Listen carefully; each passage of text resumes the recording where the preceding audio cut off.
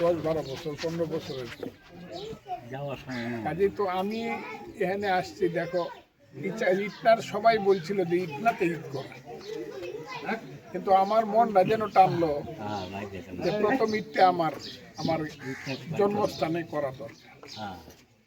কাজে আমি আমার জন্মস্থানে আসছি। তোমাদের সাথে আমার সম্পর্ক যাই হোক, তোমরা আমাকে শ্রদ্ধা করো, ভালোবাসো। আর এই গ্রামটার এই ইউনিয়নটার একটা নাম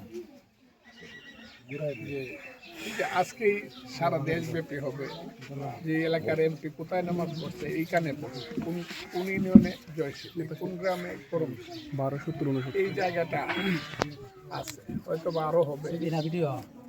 তোমরা আমার অনেক বেশি ভালোবাসো, অনেক